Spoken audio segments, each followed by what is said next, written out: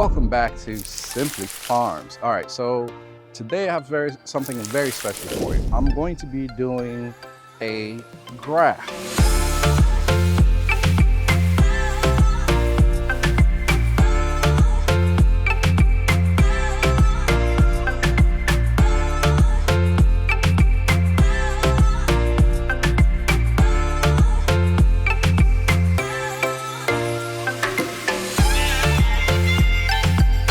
Now, some of you might know what a graft is, some of you might not, so let me tell you what it is. A graft is pretty much taking a mature branch off of a fruited tree and splicing it onto either a rootstock, which is what I'm going to be doing right here, this rootstock, or actually grafting it onto another mature tree. So grafting onto a wood stock gives you a few advantages. Number one advantage, it actually lets you control the type of fruit tree that you're going to actually grow at the end, or the actual quality of the fruit tree that you're going to grow at the end as well. When you are starting from a seed, a lot of times you do not get the exact fruit that you started from. So the way that you can control that is by grafting on to a seedling, which is what this is, what we call a scion, the type of fruit that we actually want.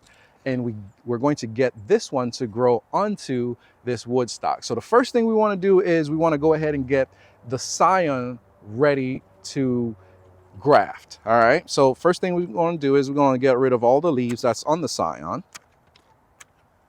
All right.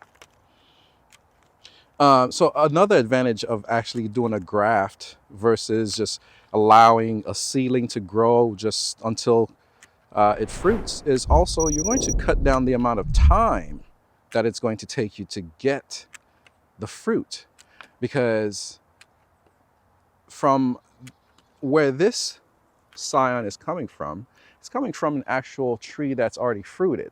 So pretty much once I get this grafted onto this seedling, this mature branch is what's going to push out new branches and new leaves, and it's going to actually continue its growth as if it was on its mature branch off the tree we started from.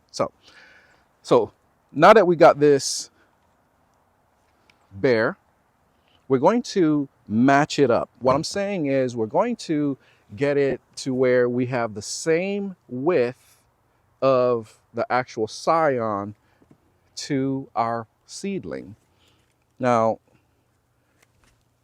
about right there, I don't know if you guys can see that, but right here is about where we have a good match. So what we're going to do is we're going to do the first thing, which is the painful part. We're going to have to take the top off this guy. Now, I have been growing this little seedling for about a year, so this is a little tough cutting it off like this, but it has to be done because that was the purpose of this thing, is to actually use it as a rootstock to grow something else. So I started it off as a rootstock because I needed it, and I got it because of, first of all, this rootstock is a Dominican Republic mango that's called a Catalina.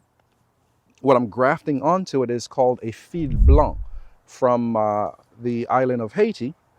And what's going to happen is the fil blanc is going to be the actual fruit that this Catalina seedling is going to produce at the end. So first, let's go ahead and match them up.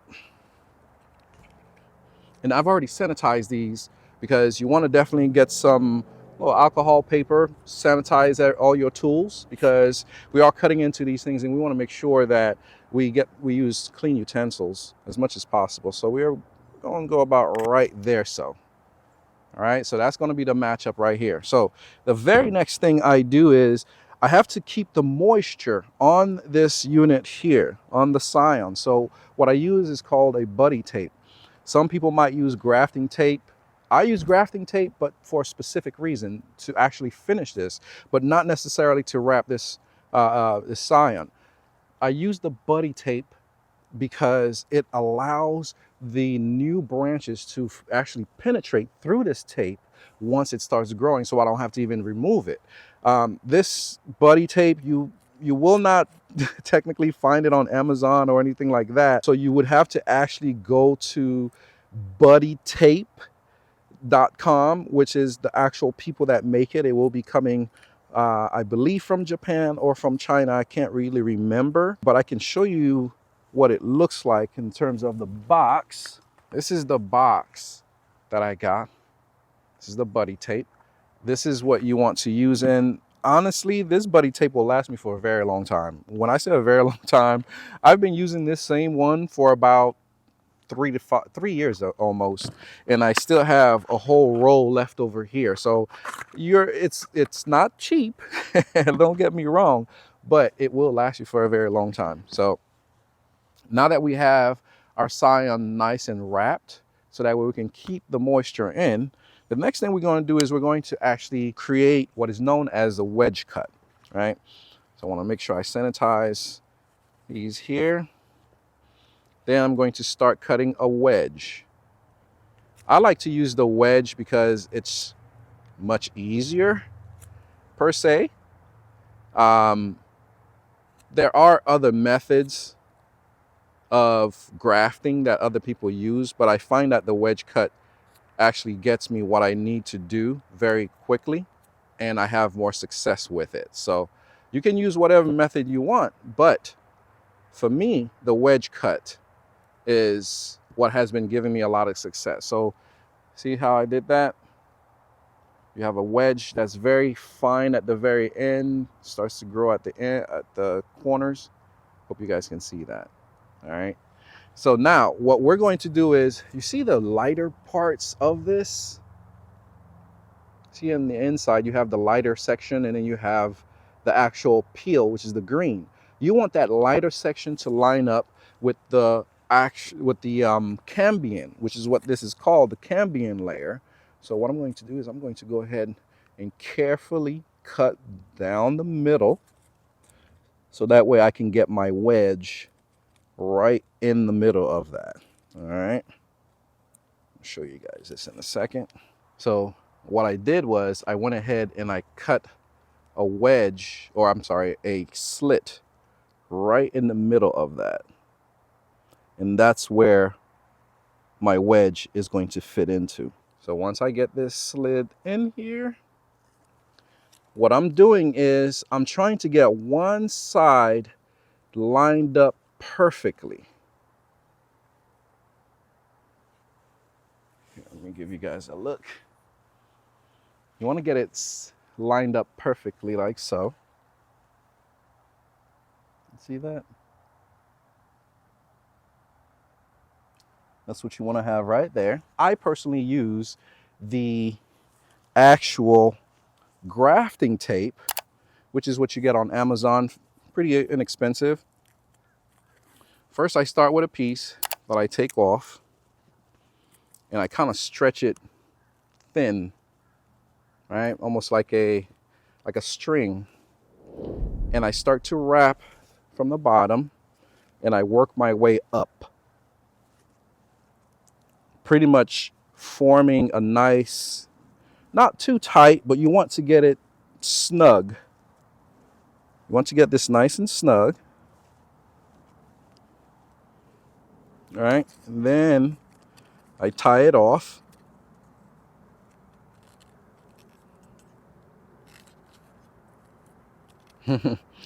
Takes sometimes a little bit, but just have to be patient. You get it through there, tie it off. So now you have a nice little tight compression. Then I take the rest of this tape and I wrap the entire suture, if you may. Pretty much I'm trying to make sure that I keep the moisture in that wound where I made those cuts, so that way they have a chance to heal and fuse. Once they heal and fuse, this little tree will then become a fil blanc mango tree.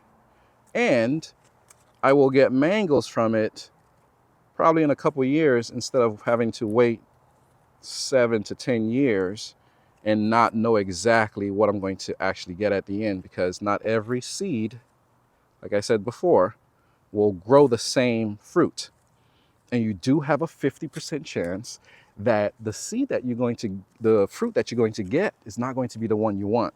So this is a way to ensure that the seed that you planted or the fruit that you actually want at the end will be the one you want. I planted a Catalina seed. I grew it for about a year. I went ahead and I grabbed a piece of fil blanc, which is a mature Haitian variety, and I spliced it onto here, or I grafted onto here, to where now this is going to be the new tree up here. Once it starts to push out, it will push through the tape and continue to grow. And I will give you guys an update on how this thing is growing once it starts to push out new ones. And here, I'm going to give you guys a look at a bunch of different ones that I've done around the yard so you can kind of see what they look like at the end. All right, so in front of me is an example of another Catalina that I used to create two different types of mangoes. One is the actual Catalina. The other one is a Francique, which is a Haitian mango. So here is where we did our splice or our graft, which pushed through the tape and grew this marvelous Francique branch while maintaining the original branch, which is the Catalina. See where this Y happens here? Where this Y starts, we still kept the original on this side and added a second mango, which now I call the Hispaniola. So guys, if you learn anything, go ahead and comment, ask any questions you may have, and don't forget to subscribe, all right? I'll see you next time.